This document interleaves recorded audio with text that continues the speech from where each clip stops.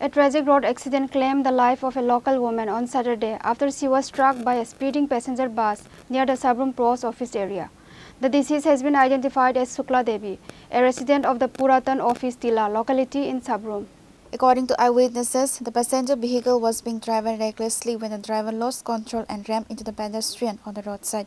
Shukla Devi sustained fatal injuries from the high-impact collision and died on the spot.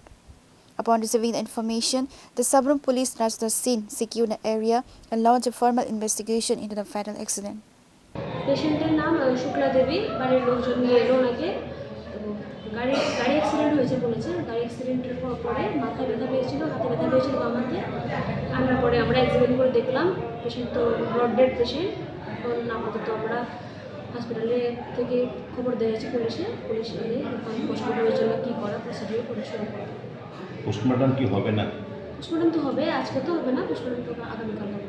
Pure report, Chini Khorang.